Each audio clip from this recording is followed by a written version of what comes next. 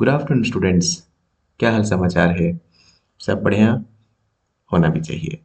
Okay, देखिए हम लोगों का जो सीरीज स्टार्ट हुआ था फाइनल अकाउंट का ना, तो फाइनल अकाउंट में हम लोगों ने ट्रेडिंग अकाउंट देख लिया, हम लोगों ने पीएल अकाउंट देख लिया, हम लोगों ने बैलेंस शीट देख लिया, उनके क्वेश्चंस हम लोगों ने देख लिए और एकदम से लास्ट क्लास में हम लोगों ने एडजस्टमेंट स्टार्ट किया था। और एडजस्टमेंट्स में हम लोगों ने पॉइंट नंबर 1 से लेकर के पॉइंट नंबर 7 तक कंप्लीट किया था। आज का पूरा वीडियो अगर आप देखेंगे ना तो प्रोविजन फॉर बैड डेट्स को ही डेडिकेटेड है, लेकिन चूंकि हमने एक सीरीज स्टार्ट किया था और उसमें ये दो एडजस्टमेंट्स बच गए हैं, तो मैं 5 मिनट से 10 मिनट आपका समय लेना चाहूंगा, जिसमें मैं आपको पॉइंट नंबर 8 पॉइंट नंबर 9 समझा दूं। 5 से 10 मिनट लगेंगे, छोटे छोटे क्वेश्चन है। उसके बाद हम लोग प्रोविजन फॉर बैड डेट्स की तरफ मूव करेंगे। एकदम ठीक है। आइए, तो हम लोगों को पॉइंट नंबर 8 देखना है, loss by fire of goods and insurance claim. यहाँ पर एंड एक वर्ड होना चाहिए था, एंड इंश्योरेंस क्लेम। ये बेसिकली कहने की कोशिश क्या कर रहा है, देखिए मैं बोलता हूं आपके पास में ट्रायल बैलेंस है, शॉर्ट में लिख रहा हूं, हाँ, और यहां पर दिया हुआ है परचेज। पकड़ लीजिए, लेट से 1 लाख पकड़ लेते हैं, और एडजस्टमेंट में दिया हुआ है गुड्स लॉस बाय फायर। मैं शॉर्ट में लिखूं चलेगा? लॉस बाय जो फायर है, जो प्रोडक्ट की जो लॉस हुई है, पकड़ लीजिए लेट से 10,000। ठीक है, एंड यहां पे मैं लिख देता हूं कि गुड्स वर इंश्योर्ड। गुड्स का इंश्योरेंस किया हुआ था, ठीक बात है, और got the claim acceptance, sorry claim acceptance, ठीक है, ऑफ लेट से रुपीज 8,000। पूरी कहानी क्लियर है। हमारे पास में 1 लाख का प्रोडक्ट था, ठीक है, और उसके बाद एडजस्टमेंट में हमको देखने को मिला कि अरे एक तो लॉस हो गया था 10,000 रुपए का, जिसमें 8,000 रुपये का जो इंश्योरेंस क्लेम है वो एक्सेप्ट हो चुका है ना। Got the claim acceptance of 8,000। तो ये एंट्री का अपन करना भूल गए, क्योंकि लास्ट क्लास अगर आप देखे होंगे, नहीं देखे होंगे तो शायद आपको इसका पैटर्न ज्यादा बेहतरीन समझ में नहीं आ रहा होगा कि मैं किस तरीके से एडजस्टमेंट्स को पकड़ता हूं, हम हर हर पर्टिकुलर लाइन को। क्योंकि एडजस्टमेंट का मतलब मैंने बताया था लास्ट क्लास बहुत डिटेल्स में कि जब भी कोई एडजस्टमेंट आप देखते हैं, इसका मतलब आप ये मानिएगा कि वो एंट्री अपन करना भूल गए, या अगर कर दी है तो कुछ गड़बड़ गड़बड़ हो गया है ना। तो हम लोगों ने ये एंट्री किया ही नहीं। तुरंत मैंने क्या ऐसे सिखाया आप लोगों को कि तुरंत मनी मत सोचिए, अगर इसकी एंट्री कर रहे होते तो क्या कर रहे होते। तो भाई सबसे पहले लॉस हुआ 10,000 का, तुरंत 10,000 के लॉस की एंट्री पोस्ट करो। कैसे करेंगे? तो मैं एंट्री पोस्ट करूंगा लॉस बाई फायर, ये डेबिट होगा ऑफ कोर्स, टू परचेज 10,000 10,000। अच्छा, उसके बाद में जब इंश्योरेंस क्लेम आपको मिला होगा तो लॉस तो आपका कम हो गया होगा ना। तो आप क्या करेंगे, इंश्योरेंस क्लेम कितना मिला है आपको, 8,000, टू लॉस आपका कम, है ना, यहाँ पर 8,000। मैं चाहूँ तो सीधे सीधे आपको एडजस्टमेंट सिखा सकता हूँ, लेकिन हमने लास्ट क्लास बार बार इसी इसी पॉइंट को डिस्कस किया था कि हड़बड़ी मत करिए। आप तरह तरह का एडजस्टमेंट देखेंगे तो आप अगर रट्टा मारने की कोशिश करेंगे ना, तो आप बातों को नहीं समझ पाएंगे, आप सिर्फ रट्टा मार पाएंगे। तो आप यहाँ पर लॉजिक को समझिए कि इसका एडजस्टमेंट कहाँ जाएगा। तो मैंने क्या बोला कि इसकी एंट्री अपन नहीं किए हुए हैं, ठीक है। अगर इसकी एंट्री किए होते तो क्या किए होते, ये किए होते। इसका जरा कंबाइंड फॉर्म देखिए तो क्या हो रहा है, लॉस बाय फायर 8,000 से क्रेडिट हो गया, लॉस बाय फायर 10,000 से डेबिट हो गया। तो टेक्निकली अगर देखो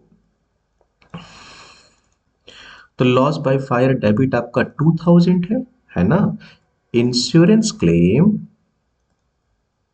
डेबिट आपका हो गया 8,000 से, और टू परचेज हो गया 10,000 से।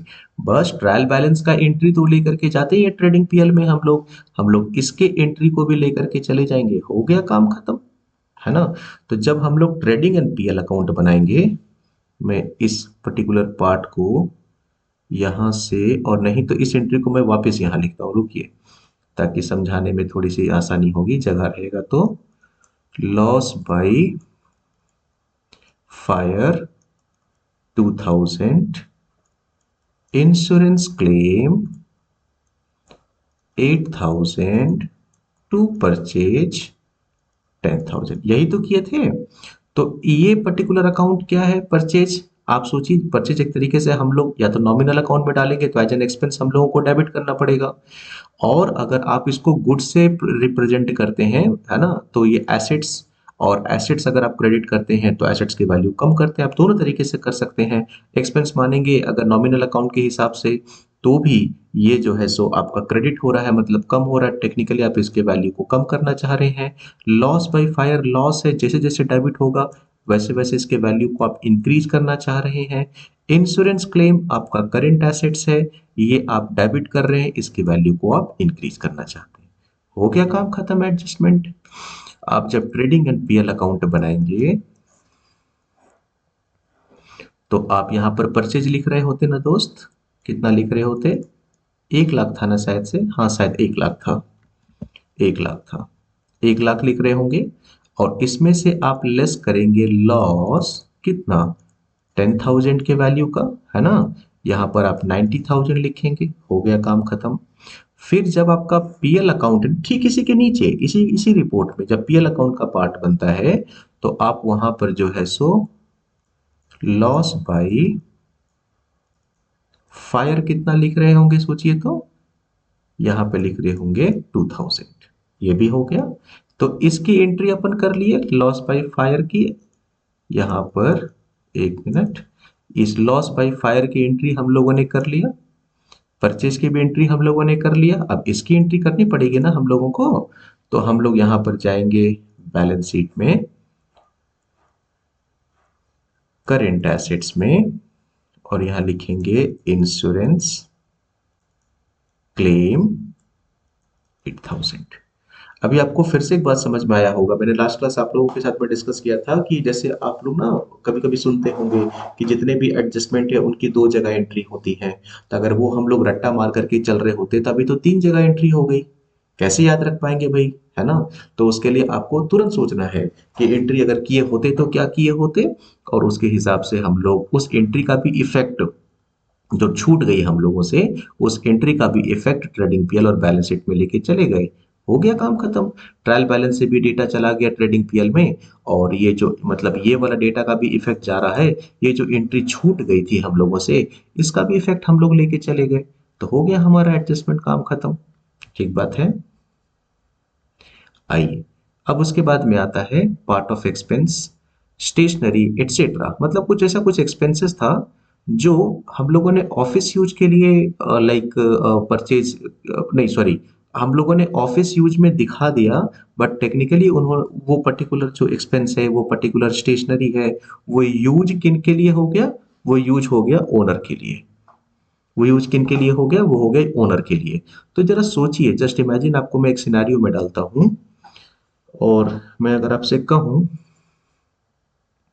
कि हम लोगों के पास में ट्रायल बैलेंस है, और इसमें हमारे पास में स्टेशनरी है, लेट्स से 2000 का, ठीक है। और इसके बाद मैं आपको बोलता हूं एडजस्टमेंट में लिखा हुआ है स्टेशनरी, लेट्स से मैं कितना ले लूं, 500 का, ठीक है। स्टेशनरी कितना है? 500, used by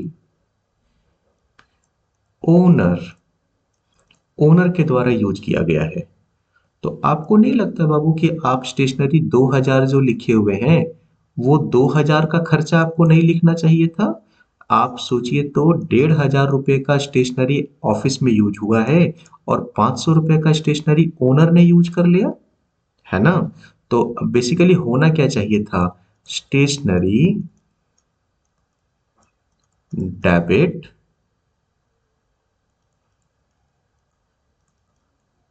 drawings debit to cash account. और यहाँ पर 2000, है ना? क्योंकि ओनर के लिए हो गया ना यूज, तो आप उसको ड्राइंग्स ही तो कहेंगे। लेकिन अब भूलवश क्या कर बैठे, आप कर बैठे स्टेशनरी डेबिट टू कैश 2000 गड़बड़ हो गया है ना? तभी तो 2000 का इफेक्ट यहाँ पे दिख रहा है। तो आपको क्या करना चाहिए, आपको सोचना चाहिए अच्छा क्या हम ठीक एंट्री कर लें, हम कौन सी एंट्री कर लें जिससे हमारा सही सही इफेक्ट ट्रेडिंग पीएल में जाना स्टार्ट हो जाए। आप कौन सी एंट्री करके बैठे, आप ये वाली एंट्री करके बैठे हैं ना, तो सोचिए होना तो ये चाहिए था, 1500 से ही डेबिट होना चाहिए था। आप 2000 रुपये डेबिट कर चुके हैं, कम करो भाई, स्टेशनरी का डेबिट जो हमने ज्यादा कर दिया है उसको कम करो, क्रेडिट साइड लिखो इसको, टू स्टेशनरी,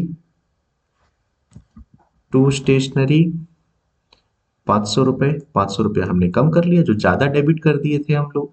अच्छा, ड्राइंग हम लोगों को लिखना था, हम लोगों ने लिखा था क्या? नहीं नहीं नहीं नहीं, नहीं। तो अभी लिखो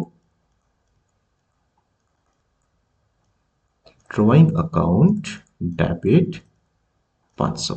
अगर ये एंट्री अपन कर पाए तो इस एंट्री का जो गलत इफेक्ट जा रहा है ना वो अपने आप ठीक हो जाएगा। तो क्या करना पड़ेगा, ड्राइंग्स जब बैलेंस शीट हम लोग बनाते हैं तो वहां पर ड्राइंग को लिख देंगे 500 रुपए से, क्योंकि यहाँ पे देखिए अमाउंट है, और स्टेशनरी आपका एक्सपेंस है जो कि आप कम कर रहे हो क्योंकि क्रेडिट साइड लिखे हो ना, आपको कम करना है। तो जब आप ट्रेडिंग एंड पीएल अकाउंट में स्टेशनरी लिखेंगे उसमें से 500 रुपये आप कम कर लेंगे, हो गया काम खत्म, है ना? तो इस तरीके से स्टेशनरी का एडजस्टमेंट आप कर सकते हैं, या कोई भी एक्सपेंस जो ओनर ने यूज कर लिया अपने पर्सनल यूज के लिए उसका आप एडजस्टमेंट कर सकते हैं। अब आता है आपका main topic, that is provision for bad dates. आपको मैं पहले सिनेरियो में डालता हूं, है ना, तब आपको प्रोविजन फॉर बैड डेट ज्यादा अच्छा से समझ में आएगा। रुकिए एक मिनट, मैं कहता हूं एकदम इत्मीनान से समझिएगा। मैं आपको आपको अगर चाहूँ ना तो मैं तुरंत आपको सिखा सकता हूँ 5 मिनट के अंदर में। लाइक सबसे पहले बैड डेट लिखते हैं, फिर फर्दर बैड डेट लिखते हैं, फिर न्यू प्रोविजन को जोड़ते हैं, ओल्ड प्रोविजन को माइनस करते हैं। लेकिन विश्वास मानिए फिर आपके साथ में वही कंफ्यूजन रहेगा जो कंफ्यूजन आज बना हुआ है। मेरे ऑफलाइन क्लासेस में कितने ऐसे स्टूडेंट्स हैं जिनके पास में कभी कभी एक ये लाइक वो लोग बोलते हैं कि सर ये जो मेथड अभी जो मैं सिखाने जा रहा हूँ, ये जो मेथड है ये मेथड अपने यूज करते हैं ना तो कैसा भी टाइप का प्रोविजंस का या लाइक मैं पैकेट्स का अगर सिचुएशन में डाल दूं तो वो निकल करके बाहर आ जाते हैं। आपको मुझे ये बात समझाने में शायद 15-20 मिनट आधा घंटा भी लग जाए मालूम नहीं, लेकिन समझना जरूरी है, बहुत जरूरी है। देखिए मैं आपको बोलता हूं कि आपके पास में लेट से, मैं कौन सा साल ले लूं, 24-25। क्यों प्रोविजन कर रहे हैं अपन ये मैं बोल रहा हूं आपको। मैं बोलता हूं आपके पास में ट्रेडिंग एंड पीएल अकाउंट है, ठीक? यहां पर जो मैं सेल्स आपको बोलता हूं, एग्जाम्पल आपका है 10 लाख रुपीज का। आपको क्या लगता है कि ये 10 लाख रुपए का जो सेल्स है वो सिर्फ कैश सेल्स है, सिर्फ क्रेडिट सेल्स है, या दोनों हो सकता है? ऑफ कोर्स दोनों हो सकता है।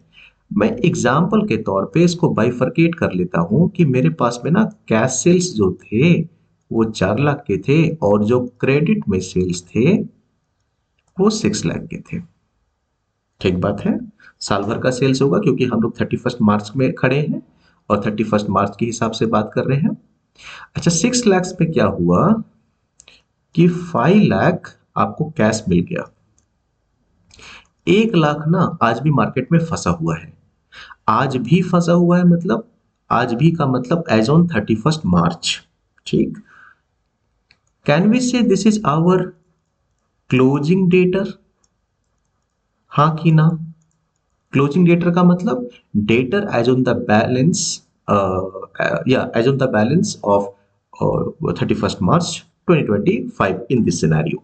31 मार्च को हमारा बैलेंस जो होता है क्लोजिंग डेटर का, that is called closing debtor, ठीक? तो इस हिसाब से अगर आप देखें तो बैलेंस शीट में करेंट एसेट्स में डेटर्स आप लिखे होंगे 1 लाख रुपए के, अच्छा, अब हुआ क्या, यहां तक कहानी एकदम से क्लियर होगी। अब इसके बाद में आप आ जाइए 25-26 में। ठीक, नया साल। ठीक, क्योंकि 31 मार्च भी था, ठीक एक दिन के बाद में नया साल आ गया। अब नया साल में होता क्या जानते हो, इस 1 लाख रुपए में से एक कस्टमर था, मान लीजिए जिसके पास में बैलेंस था 4000 का, ठीक है, वो बंदा पैसा लेकर के मार्केट से भाग गया। वो बंदा मार्केट से पैसा लेकर के भाग गया, तो उसमें से बहुत सारे लोगों के पैसे डूबे, हम लोगों के भी पैसे डूबे। तो जैसे पैसा डूबा, ऑफ कोर्स हमें यहाँ पर एंट्री करना पड़ेगा bad debts account debit to customer का जो भी नाम होगा, चूंकि अभी हमें नाम ध्यान में नहीं है, तो मैं शॉर्ट में डेटर से लिख देता हूँ। डीआरएस का मतलब डेटर से यहाँ पे मैं लिख रहा हूँ, जगह की थोड़ी कमी होने के कारण से। कितना है, 4000, 4000। कोई समस्या नहीं बाबू। चलिए, अब यहीं से कहानी का जन्म होता है कि प्रोविजन फॉर बैड डेट क्यों। ठीक, मेरा कहना है कि ये बैड डेट बेसिकली क्या इस साल का लॉस है। बहुत ध्यान से मेरी बात को समझिए, ये बैड डेट क्या इस साल का लॉस है? नहीं सर, ये लॉस इस साल आपको दिख जरूर रहा है, लेकिन टेक्निकली ये जो लॉस है वो इस साल का नहीं है। ये जो लॉस है वो लास्ट ईयर का लॉस है। और जब ये लास्ट ईयर का लॉस है, तो ये इस साल के पीएल को खराब क्यों कर रहा है? हम लोगों को देखिए, एक तो नहीं, पहले समझाने दीजिए। जो ये पर्टिकुलर लॉस है वो 24-25 का लॉस है, और ये जो 24-25 का लॉस है, तो हमको हर लेवल प्रयासरत रहना है, हर लेवल अपना ट्राई बेस्ट करना है कि ये जो बैड डेट है वो उसी साल हिट हो, ये जो लॉस है वो उसी साल हिट हो जिस साल ये एक्टिव हुआ था, नहीं जिस साल के कारण से ये सोर्स था। मतलब ये जो बैड डेट है ये 24-25 के लिए के हिसाब से था ना, तो ये 24-25 के पीएल को खराब करे, ये 25-26 के पीएल को खराब ना करे। हमें हर मुमकिन ये कोशिश करना है। तो अब आप बोलेंगे कि सर ये मुमकिन आप कैसे करके दिखा पाएंगे? क्योंकि क्योंकि अगर आप आज यहां पर बोलते हो कि बैड डेट है 4000 रुपए का, तो क्या करेंगे आप? अब पुराने साल में जाकर के अपने ट्रेडिंग अकाउंट, पीएल अकाउंट को, बैलेंस शीट को रीओपन करके और ये 4000 का लॉस वहां पे दिखा पाएंगे क्या? नहीं दिखा पाएंगे, संभव ही नहीं है, पॉसिबल ही नहीं है। अकाउंट क्लोज हो गया, ऑडिट हो गया, सब कुछ फाइनलाइज, खत्म। आप कैसे उसको रीओपन करेंगे? अच्छा सर, कोई तरीका हो सकता है क्या कि इस 4000 के लॉस को हम यहीं पे दिखा दिए होते? अरे सपना थोड़ी आया था कि 4000 रुपए का लॉस होगा। हम तो पॉजिटिव मान करके चल रहे थे भाई कि हमको पूरा 1 लाख रुपया मिलेगा। इसका मतलब हम जो है पीछे जाकर के ये लॉस को दिखा नहीं सकते, क्योंकि अकाउंट्स क्लोज हो चुके हैं। और पीछे वाले साल में 31 मार्च को हम लोग ये लॉस के बारे में जानते नहीं थे जो हम दिखा सके। तो करें क्या? तो हमारे पास में सिर्फ एक ऑप्शन है, मैं कहता हूं सिर्फ एक ऑप्शन है। क्या? देखिए, जब हम लोग इसको आगे बढ़ा करके लेके जाएंगे ना, मान लीजिए हमारा नेट प्रॉफिट आता है यहाँ पे कुछ, एक मान लीजिए ना 2 लाख रुपया कुछ था। ठीक, अब हमें पता लगता है कि भाई साल भर में हमारे पास में जो डेटर है उसमें से कुछ ना कुछ पैसा डूबा, 1 लाख में 4000 रुपये डूबा। तो हम कुछ ऐसा अजम्पशन नहीं ले सकते कि हर साल जितना भी क्लोजिंग डेटर होता होगा उसमें कुछ ना कुछ पैसे डूबते होंगे। उस अजम्पशन के बेसिस पे एक अज्यूम्ड लॉस, एक एंटिसिपेटेड लॉस, एक कैलकुलेटेड लॉस, प्रिडिक्टेड लॉस हम लोग इस साल यहां पर बुक कर ले। एक्चुअल में तो उस समय हमको पता होगा नहीं, तो हम लोग यथा, बोलते हैं ना उसको, like as possible as we will try our best to conclude the things by posting anticipated loss. हम लोग कुछ कैलकुलेशन करके देखते हैं, और जो कैलकुलेशन से अमाउंट आता है उतना का लॉस हम लोग पहले ही बुक कर लेंगे। बात समझ आ रही है? तो वो हम लोग कैसे एज्यूम करें, कैसे जानेंगे कि नेक्स्ट ईयर में मोटा मोटा कितना तक का लॉस हो सकता है? तो हमें बेसिकली करना क्या पड़ेगा, जैसे अभी आप 24-25 का डेटा देख रहे हैं ना ट्रेडिंग पीएल, तो आप पीछे बढ़िए 23-24, 22-23, 21-22, 20 21 ऐसे करके 5 साल 7 साल 10 साल, बेसिकली ये आपका काम नहीं है, ये मैनेजमेंट का काम है, मैनेजमेंट ऑफ द कंपनी का काम है। हर बिजनेस के मैनेजमेंट में ये चीजें डील होती ही होती हैं। बेसिकली वो लोग ना पीछे का साल, जैसे इस साल 1 लाख रुपए में से 4,000 रुपए डूबा, तो मोटा मोटा 4% का बैड डेट हो गया। बात समझ आ रही है?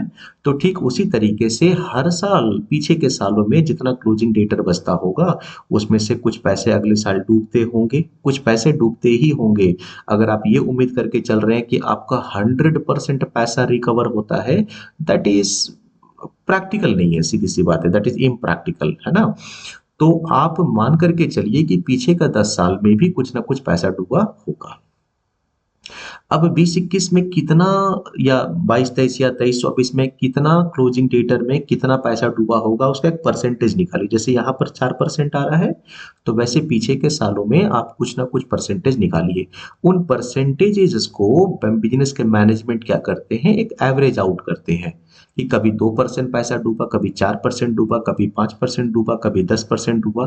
तो बिजनेस के मैनेजमेंट एक मोटा मोटा एक रेडी डेटा रख लेते हैं कि हम अज्यूम करके चलते हैं कि हर एक साल ना मोटा मोटा मेरा 5% पैसा डूब रहा है, हर साल मेरा मोटा मोटा 10% पैसा डूब रहा है। But that is the limit. Business को हर ट्राई करना पड़ेगा उस लिमिट के बाहर नहीं जाने का। हाँ, क्योंकि बिजनेस का मैनेजमेंट खुद ही अपने दिल पे पत्थर रख के कह दे रहा है कि भाई पैसा इतना डूब सकता है, कोई ऐसा कहना चाहेगा क्या? लेकिन फिर भी कह रहा है। तो आपको एक भरपूर प्रयास करना है कि उसके बियॉन्ड में ये लॉस नहीं जाए। तो मैं यहाँ पर कैलकुलेशन को ईज़ी करने के लिए मैं क्या कर लेता हूँ कि मैं मान करके चल रहा हूँ कि बिज़नेस के मैनेजमेंट ने 10% का लॉस एक एंटिसिपेटेड अमाउंट मान करके चल लिया कि हर साल हमारा इतना पैसा तो मोटा-मोटा डूबता है। तो क्यों ना हम ऐसा करें कि जब हमारा 24-25 में 1 लाख रुपए का क्लोजिंग डेटर था ना, तो 1 लाख का क्लोजिंग डेटर का हम लोग 10% 10,000 रुपया यहीं पे लॉस बुक कर लें, यहाँ पे उसी साल।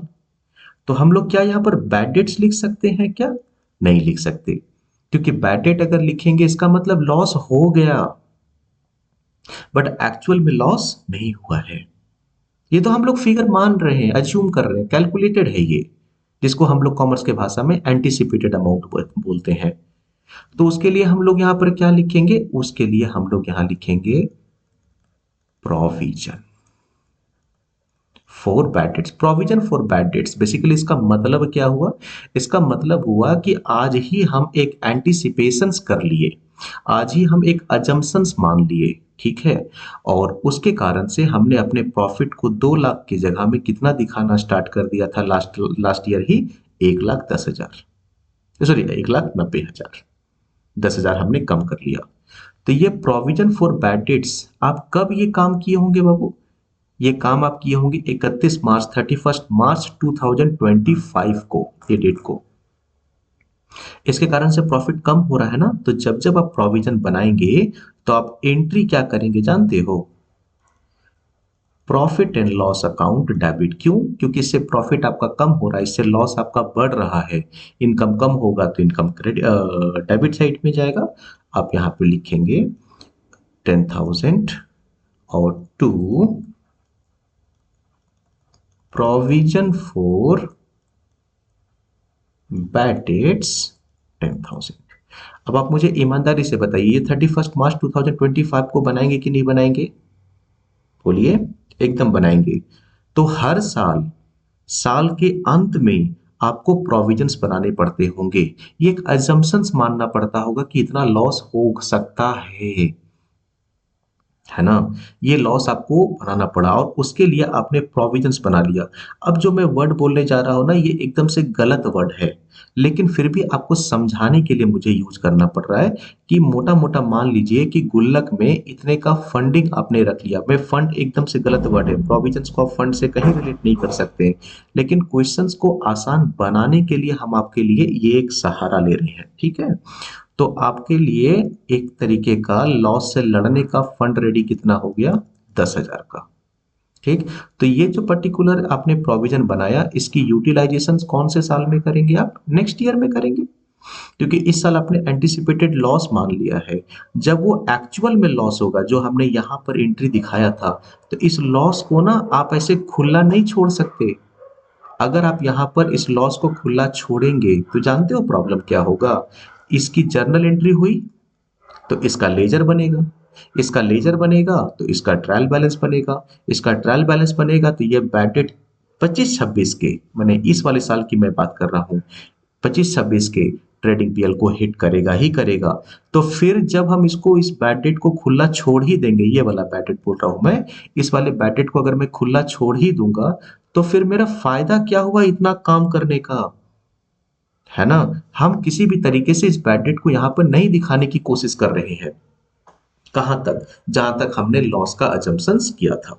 तो बेसिकली इन शॉर्ट अगर हम बात करें तो हमने अभी तक दो काम अभी करके दिखाया आपको।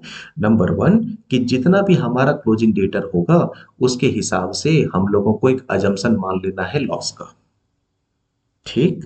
और उसके हिसाब से हम लोगों को PL account debit to provision for bad debts की एंट्री कर लेनी है साल के अंत में, जिसको यूटिलाइज अपन करेंगे नेक्स्ट ईयर में। यहां तक कहानी समझ में आया? अब इसको फ्रेश में लिख के मैं बताता हूं आपको। तो 24-25 में मतलब 31 मार्च 2025 में आपने एंट्री किया PL account debit to provision for doubtful debts या बैड डेट्स, ठीक। 10,000 10,000। अब जैसे नेक्स्ट ईयर आए तो क्या हुआ दोस्त? मान लीजिए ना, कोई भी डेट पकड़ लेते हैं, मान लीजिए 30th ऑफ अप्रैल 2025 को, नया साल में 25-26 में, अभी कौन सा साल चल रहा है? 25-26 को बैड डेट हो गया टू डेटर्स 4,000 4,000, ठीक। तो आप बोलेंगे सर इसको खुला मत छोड़िए, ये खुला छोड़ेंगे तो ये लेजर इंपैक्ट डालेगा, ट्रायल बैलेंस, ट्रेडिंग पीएल। तो क्या करेंगे? तुरंत ना इस प्रोविजन के साथ में इस बैड डेट को लड़ाइए, आपस में फाइट कराइए तुरंत, ठीक है। और जैसे आप ये काम करेंगे तो क्या होगा, हम चाहते हैं किसी भी तरीके से ये सिमट जाए, ये माइनस में लाइक खत्म हो जाए, ठीक है। तो जैसे ये डेबिट किए थे तो हमने क्या किया, अभी यहाँ पर एंट्री को हमने यहाँ पर कर दिया टू बैड डेट्स 4,000। तो देखो ना, ये रेडी भी हुआ और ये खत्म भी हो गया, क्योंकि अपने ये एंट्री को इग्नोर नहीं कर सकते। हैपन हुआ है, ट्रांजैक्शन हुआ है तो अपने को रिकॉर्ड तो करना पड़ेगा। और तुरंत हम लोग क्या कर रहे हैं, इसको क्रेडिट कर दे रहे हैं। और देखो ना, ये जो हमने रेडी रखा था ना बैड डेट से लड़ने के लिए, इसको हम लोग क्या करेंगे, डेबिट कर देंगे। इस प्रोविजन जो हमने समझाने के लिए, सरासर गलत है ये वर्ड, लेकिन समझाने के लिए गुल्लक वाला फंड मैंने बताया था ना कि हमने रेडी किया था 10,000 रुपए का, तो उसमें से हम लोगों ने यूटिलाइज कर लिया प्रोविजन बैड डेट्स 4,000 रुपए का। अब बताइए 4,000 का प्रोविजन आपका खत्म हो गया ना दोस्त, तो कितना प्रोविजन बचा हुआ होगा? 6,000, ठीक। अच्छा, रहने दीजिए इसको। अब आप मुझे बताइए, जैसे आपको 24-25 में डर सताया था, वैसे 25-26 में भी तो डर सताएगा आपको। पिछले साल आपका जैसे यहाँ पर 1 लाख रुपए का क्लोजिंग डेटर था ना, और आपको 10% का डर सता रहा था, तो 25-26 का भी तो कुछ क्लोजिंग डेटर होगा। तो 25-26 का क्लोजिंग डेटर मैं मान करके चलता हूं 1.5 लाख रुपए का। 10% का हमने लॉस मोटा मोटा अजम्पशंस मान के चला था, तो हम मान करके चलते हैं कि 15,000 का मोटा मोटा इस साल भी लॉस हो सकता है। 15,000 तक का नहीं, 15,000 का नहीं, 15,000 तक का लॉस हो सकता है। तो हमको फिर अपने आप को तैयार करना पड़ेगा, प्रोविजन रेडी करने पड़ेंगे। तो अच्छा, पिछले बार 10,000 तक का लॉस करने का हमने अजम्पशंस बनाया था, तो हम लोगों ने एंट्री किया था PL account debit to provision 10,000 10,000। तो यहाँ पर हमको 15,000 का एंट्री करना पड़ेगा, यही ना लग रहा है। PL account debit to provision कितना कितना 15,000 नहीं, 9,000 रुपए। क्यों 9,000 रुपए? अरे भाई, 6,000 रुपए का प्रोविजन ऑलरेडी हमारे पास बचा हुआ है, इस बात को समझिए। 6,000 रुपया ऑलरेडी हमारे पास प्रोविजन बचा हुआ है, तो आप प्रॉफिट या पीएल जो बोलते हैं, उससे आप और कितना प्रोविजन रेडी करेंगे? सिर्फ 9,000 रुपया ना।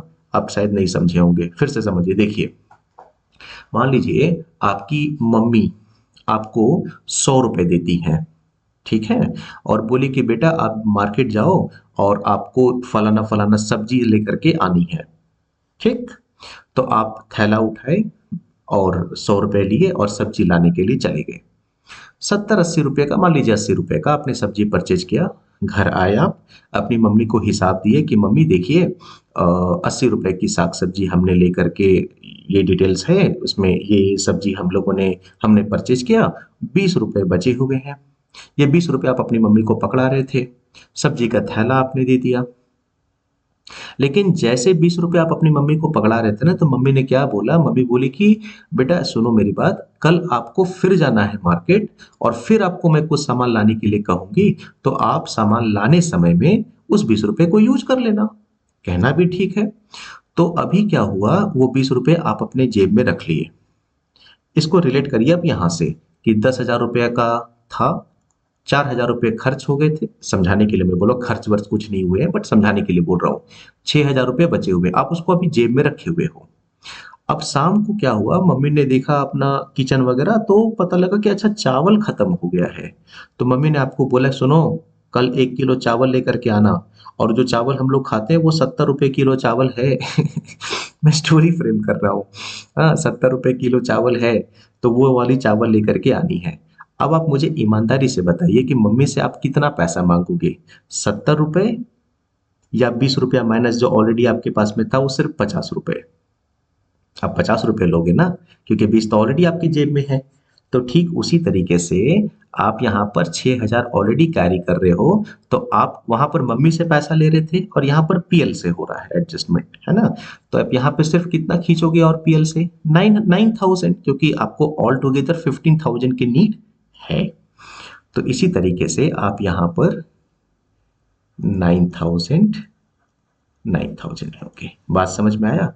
फिर आपके पास 15,000 हो गया। मैं थोड़ा सा इसको आगे बढ़ाऊं अगर आप समझना चाहें तो।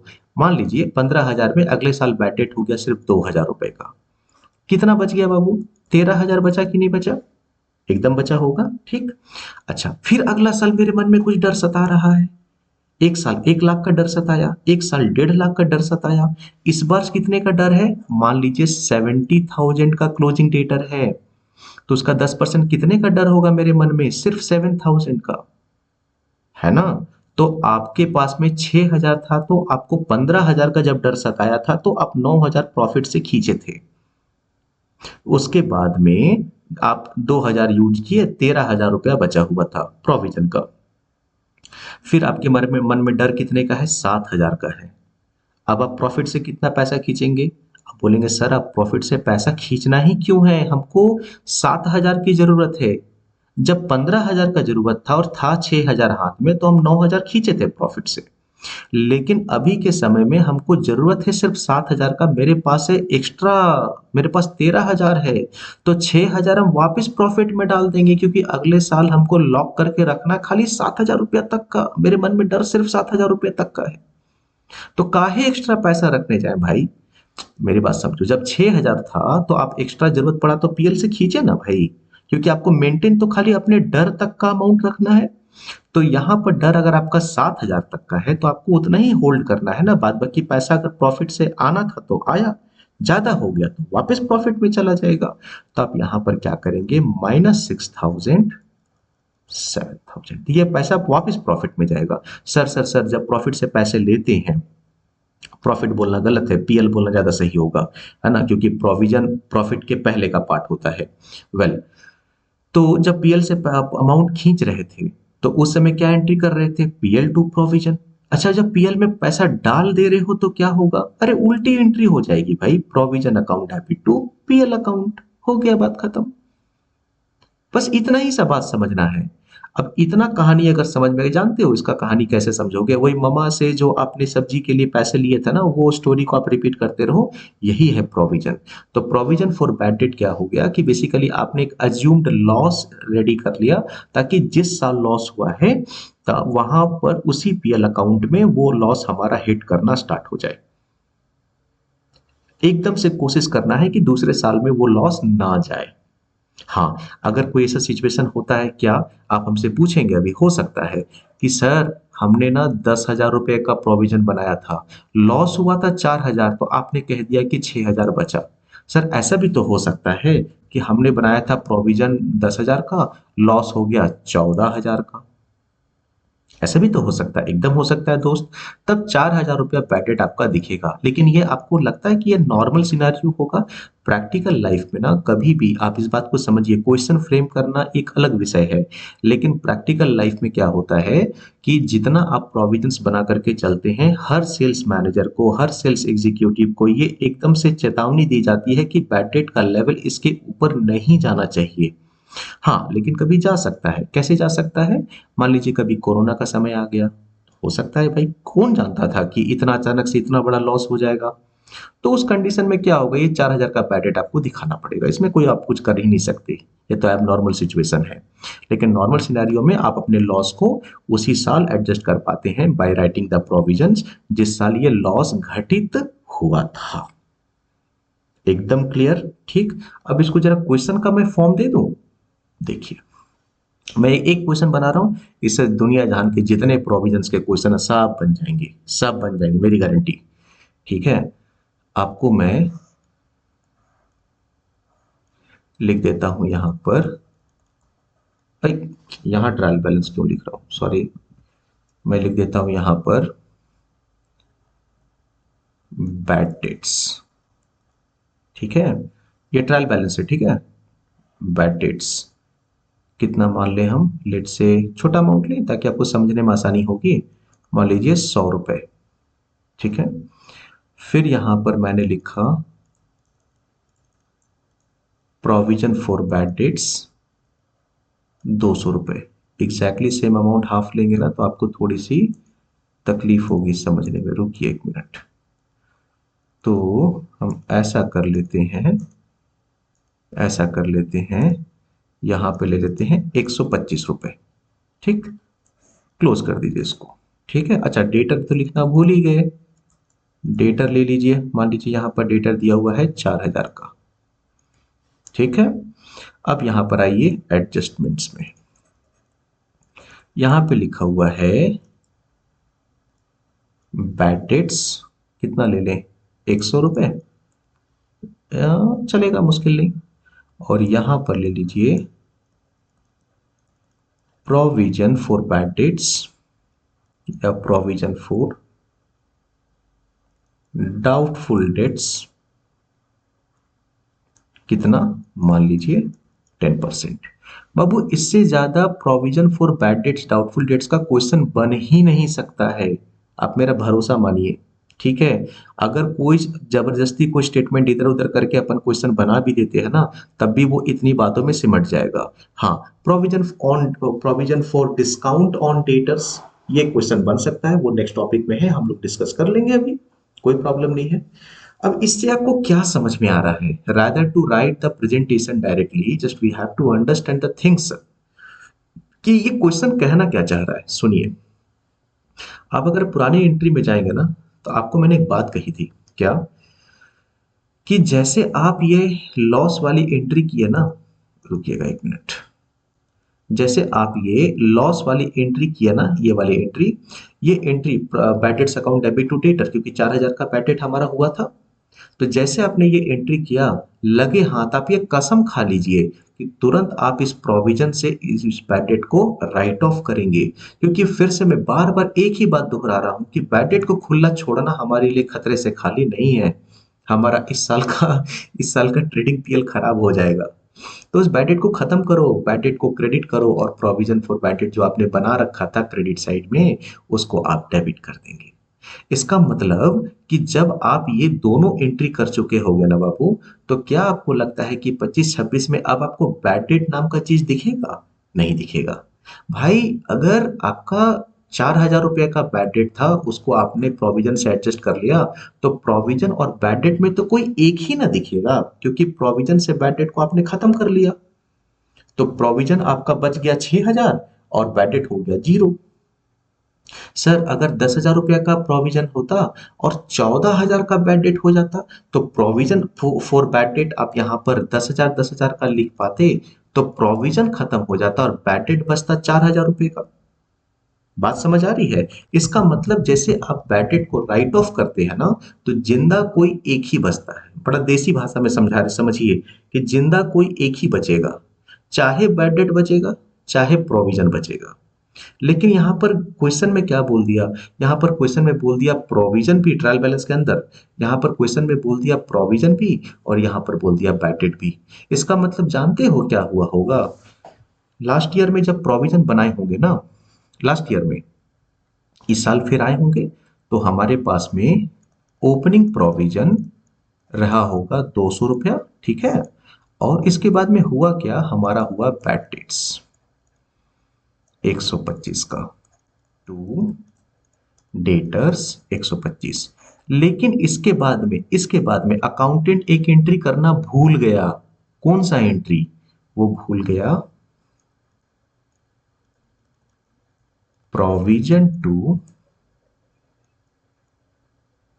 Bad debts. अगर ये काम कर चुके होते ना दोस्त, तो आपको यहां पर प्रोविजन दिखता सिर्फ 75, क्योंकि 125 तो आप एडजस्ट कर चुके होते। देखिए सॉरी, यहां पर और बैड डेट नामो निशान आपको नहीं दिखता, क्योंकि दोनों में से जिंदा कोई एक ही ना बचता। लेकिन दोनों बच रहा है, इसका मतलब बैड डेट राइट ऑफ करना आप भूल चुके हैं। बात समझ आ रही है? अच्छा। लेकिन आप बोलेंगे सर इतने से काम थोड़ी ना जो चलेगा। कैसे भाई? क्योंकि एक और बैड डेट है 100 का, और ये तो एडजस्टमेंट के बाहर है। एडजस्टमेंट के बाहर होने वाला ट्रीटमेंट जो एंट्री, उसको क्या ट्रीटमेंट देते हैं? हम बार बार रिपीट करते हैं कि इसका मतलब ये एंट्री करना अपन भूल गए या गड़बड़ सड़बड़ कर दिए। तो ये बैड डेट का एंट्री करना भूल गए हम, ये बैड डेट की एंट्री करना भूल गए हम। अगर ये एंट्री करते तो क्या करते sir? Bad debts to debtors 100 रुपए, 100 रुपए। सर इसका मतलब प्रोविजन 125 फाइट नहीं करेगा, समझिए। क्योंकि बैड डेट अब हमारा 125 नहीं है, हमारा बैड डेट 225 हो गया। कहां से? एक आया 100 रुपया इधर से, एक आया 125 यहां से। बात समझ आ रही है? तो यहां पर ना बेसिकली क्या हो रहा है जानते हो? 200 रुपया का प्रोविजन था, ठीक। उसमें उसमें 225 रुपए का बैड डेट एडजस्ट हुआ है। 225 रुपए का, 100 रुपया बाहर से यहां से, और 125 रुपया अंदर से। तो आपको नहीं लगता बाबू कि 25 रुपए का बैड डेट आज भी जिंदा बच गया? प्रोविजन तो जीरो हो गया, लेकिन 25 रुपए का बैड डेट आज भी बच गया, जो इस साल के पीएल में दिखेगा ही दिखेगा, कुछ कर नहीं सकते अपन। अच्छा, अब क्या है? ये तो एक कहानी ये हो गया। ये कहानी किसकी किसकी हो गई? ये कहानी इसकी हो गई, ये कहानी इसकी हो गई, ये कहानी इसकी हो गई, ठीक। करने दीजिए पहले, उसके बाद क्वेश्चन में सीधे सीधे छाप देंगे हम। उसके बाद में क्या है? प्रोविजन फॉर डाउटफुल डेट्स कितना? 10%। सर हमारा डेटर कितना है? 4,000। 4,000 का 10% का डर है मेरे मन में, लग रहा है ना ऐसा? लेकिन नहीं। अरे भाई ये 100 रुपये का जो बैड डेट आपका हो गया, इसकी एंट्री किए थे? नहीं ना किए थे। अगर इसकी एंट्री किए होते, तो आपका करेक्ट डेटर अब 4,000 थोड़ी बचता, करेक्ट डेटर आपका 3,900 बचता। बात समझ आती है? तो आप इसमें से 100 रुपए का डेटर को माइनस करके पहले रियल टाइम डेटर खड़ा तो करो। 3,900, इसका 10% का मन में तुम्हारा डर है बाबू, तो ये हो गया 390 रुपए का। अब 390 रुपया का प्रोविजन तुमको रेडी करना है लड़ाई करने के लिए अगले साल के बैड डेट से। कितना फंड, फंड फिर से मैं बोल रहा हूँ, फंड गलत वर्ड है, लेकिन समझाने के लिए बोल रहा हूँ। कितना फंड ऑफ प्रोविजन तुम्हारे पास में अभी है? एक भी रुपया नहीं है। वो 200 रुपया पूरा खर्चा हो गया भाई। तो इसका मतलब 390 रुपया पीएल से हमको खींचना पड़ेगा, ये भी पीएल को हिट करेगा। तो कुल मिलाकर के कितना हिट हो रहा है? 25 रुपया बैड डेट का और 390 रुपया प्रोविजन का। समझ आ रहा है मेरा बात? अब इसको जरा आंसर का फॉर्म जरा दीजिए तो बाबू। देखिए तो आंसर का फॉर्म में कैसे आएगा? ट्रेडिंग एंड पीएल तो रुकिए, चलो भाई आ जाओ। सबसे पहले जानते हो कैसे लिखोगे, प्रेजेंटेशन कैसे होगा? हमेशा प्रेजेंटेशन ऐसे बनाना, बैट इट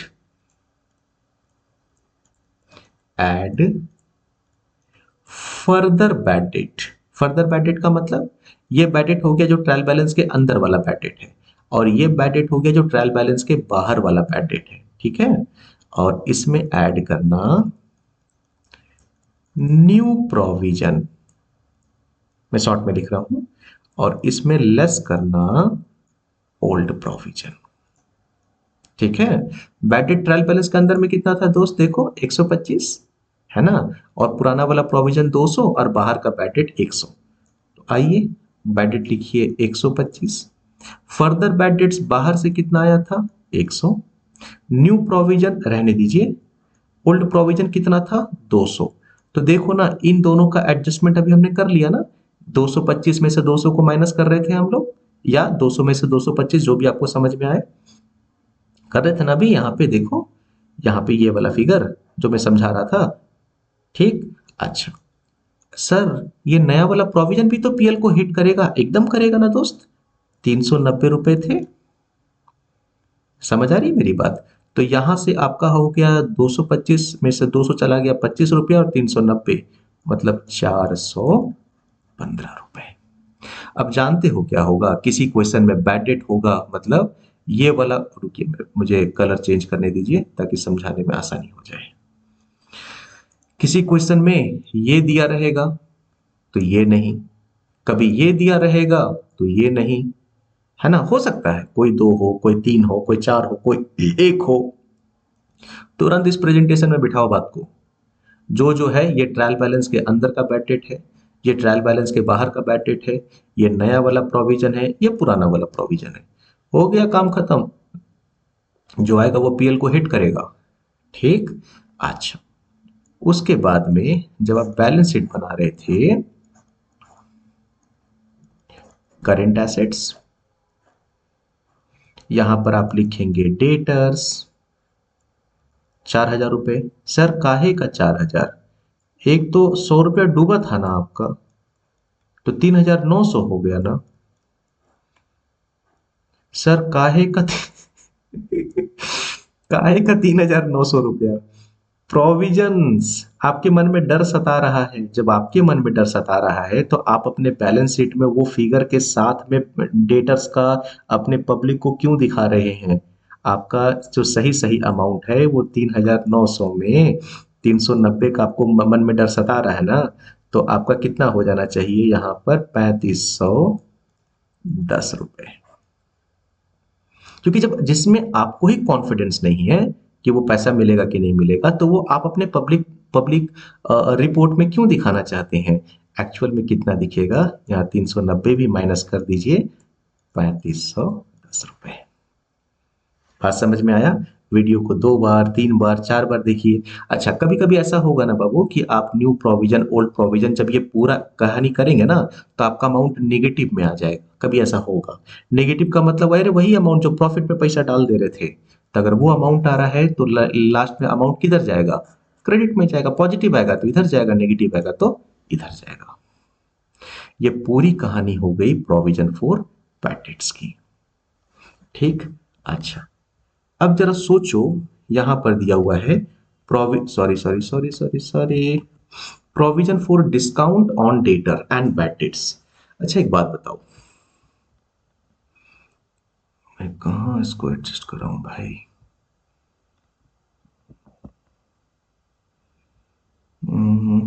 यहीं पे कर लेते हैं, चलिए इसको यहां से हटाइए।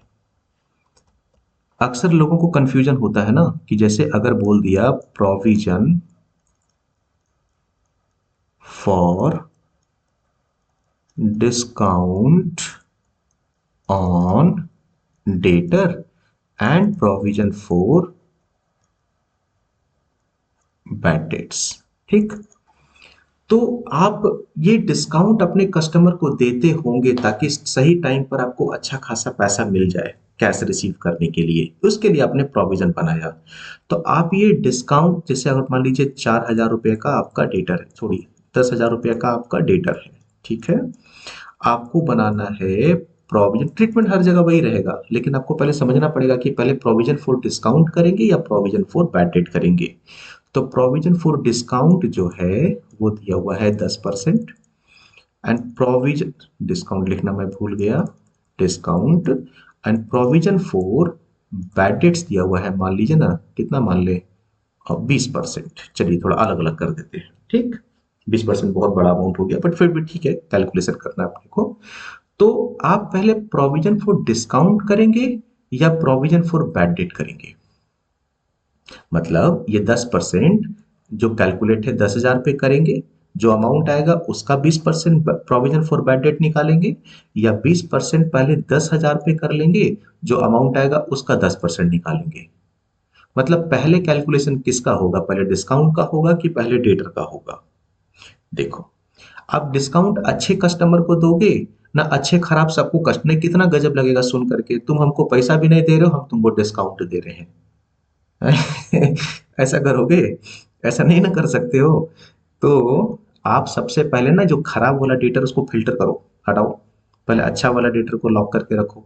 तो 10,000 में पहले आप प्रोविजन फॉर बैड डेट्स का कहानी करेंगे, माने 2,000 माइनस करेंगे, 20% किया था ना, तो 2,000 हो गया, 10,000 का 20%, तो 8,000 बचा। अब ये अच्छा वाला डेटर हो गया ना बाबू, तो अच्छा वाला डेटर को ही ना डिस्काउंट दोगे, तो अब provision for discount on debtors जो बनेगा वो 10%, क्योंकि हमने 10% लिया यहाँ पे, तो 8,000 बनेगा। मतलब पहले बैड डेट का प्रोविजन बना करके आपको हटाना पड़ेगा, उसके बाद डिस्काउंट का करना पड़ेगा। वही ट्रीटमेंट आपको देना पड़ेगा डिस्काउंट का भी, क्योंकि डिस्काउंट जो प्रोविजन है वो भी डेटर के बैलेंस को कम करता है, लेकिन उसके कैलकुलेशन में थोड़ा सा आपको बारीकी समझना पड़ेगा कि पहले बैड डेट होगा, फिर उसके बाद में आपका क्या बच गया, बैड डेट्स वाला होगा, सॉरी डिस्काउंट वाला होगा। ठीक है, यहां तक की कहानी। अब इसके बाद में आते हैं लूज टूल्स, एक टॉपिक इसको भी समझते हैं। लूज टूल्स, देखो इस बात को समझना जरा सा, मैं बोलता हूं, पहले लूज टूल्स समझते हो होता क्या है। लूज टूल्स जैसे ना, अभी आप चले जाइए अपने मोटरसाइकिल का सर्विसिंग कराने के लिए, तो आपको देखने को मिलता होगा सर्विस सेंटर में पेचकस है, तो पिलास है, तो रिंच है ना, स्क्रू ड्राइवर है, रिंच है, ऐसे छोटे छोटे लूज टूल्स होते हैं। उन लूज टूल्स को भी तो आपको अकाउंटेबल माने अकाउंटिंग करना पड़ेगा, वो भी तो अकाउंटेबल हैं। तो लूज टूल्स, पहले आप ये बताइए, आपको क्या लगता है कि लूज टूल्स करेंट एसेट्स है या फिक्स्ड एसेट है। फ्रीक्वेंटली यूज करेंगे तो कहाँ जाएगा, करेंट एसेट्स में जाएगा। ठीक है, मैं एक सिनेरियो आपको लेकर के बताता हूँ, तब ज्यादा बढ़िया समझ में आएगा। ट्रायल बैलेंस में यहां दिया हुआ है opening balance of loose tools, मान लीजिए ना 1,000 रुपया, ठीक। और नीचे एडजस्टमेंट में दिया हुआ है कि closing balance of loose tools कितना पकड़ ले, लेट से 800 रुपए। ठीक है, ऐसा कुछ डेटा आपको दिया हुआ है। ठीक, तो आपको क्या समझ में आ रहा है जानते हैं, आपके साल के स्टार्टिंग में आपके पास में 1,000 रुपया का पेचकस ये वो सब पड़ा हुआ था, उसमें से भाई यूज करोगे तो कोई पेचकस का, जैसे आप उससे नट बोल्ट खोलते हो, जो भी करते हैं, मतलब मोटा मोटा बात समझिए, तो उस नट बोल्ट खोलने के टाइम में उस पेचकस का जो मुंह होता है उसकी धार खराब होती होगी, तो आप क्या बोलेंगे, 20% डेप्रिसिएट हो गया पेचकस, अरे पेचकस यूज हो रहा है तो यूज हो रहा है, खराब हो गया तो फेंकेंगे, बात खत्म। उसको प्लांट एंड मशीन के जैसा पार्टली डेप्रिसिएट नहीं करते, 10%, 20%, 30%, ऐसा नहीं करते।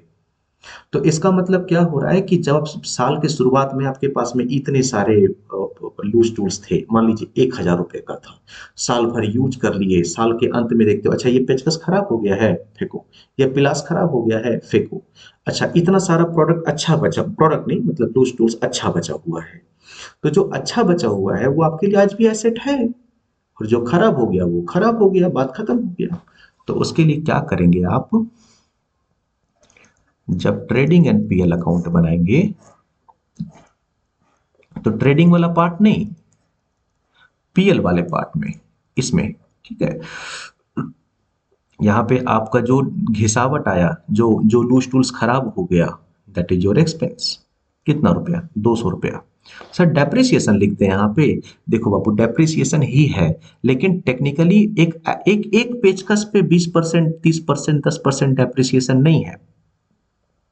वो पेचकस खराब, वो रेंच खराब, खत्म, 100% वो डेप्रिशिएट हो गया। या तो रेंच यूज करेंगे चाहे फेंक देंगे, या तो पेचकस को, स्क्रू ड्राइवर को यूज करेंगे चाहे फेंक देंगे, दैट इज 100% डेप्रिसिएटेड। तो यहाँ पर डेप्रिसिएशन की अकाउंटिंग हम लोग डेप्रिसिएशन के नाम से तब करते हैं जब उसमें घिसावट होता है और पार्ट ऑफ द एसेट बचता है। लेकिन यहाँ पार्ट ऑफ द एसेट तो बचा नहीं।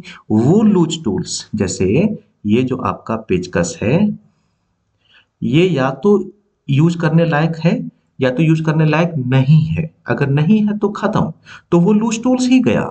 इसलिए यहाँ पे डेप्रिसिएशन की जगह आप क्या लिखेंगे? Loose tools. बात समझे? और जब बैलेंस शीट आएगा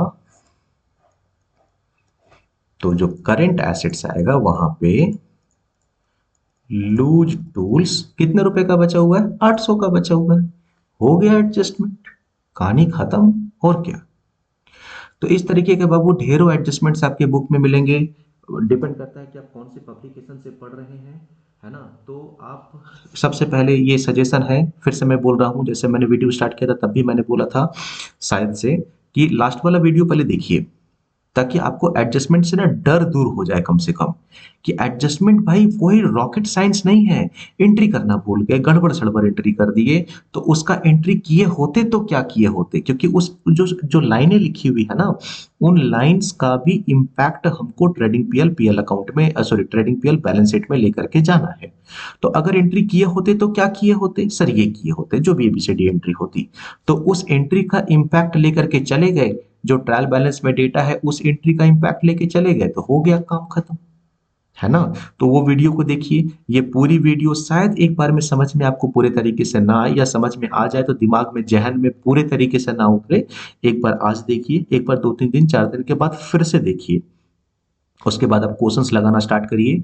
आपको सैकड़ों तरीके के एडजस्टमेंट्स दिखेंगे, लेकिन एडजस्टमेंट्स का क्लू अगर इस तरीके से आप पकड़ लिए दोस्त, तो आपको कैसा भी एडजस्टमेंट मिलेगा आप कर पाएंगे। स्टिल स्टिल अभी आप स्टूडेंट हैं, फ्रेशर हैं। अगर आपको लगता है कि सर ऐसा एडजस्टमेंट में प्रॉब्लम आ रहा है, तो आप हमसे कमेंट्स में जरूर पूछिए। मैं अपने सारे स्टूडेंट्स को हमेशा से एक बात कहता हूँ कि क्वालिटी में धागा भर का भी प्रॉब्लम नहीं रहने दीजिए। थोड़ा लड़िए अपने आप से, है ना, थोड़ा सा कोशिश करिए। नहीं हो पा रहा है फिर भी कमेंट्स में पूछिए, है ना। और मैं एकदम से कोशिश करूंगा कि उस कमेंट में जो भी क्वेश्चंस होंगे उसको मैं आंसर करूं। ठीक बात है। मिलते हैं नए टॉपिक के साथ में, नए वीडियो में। तब तक good day dear, bye bye.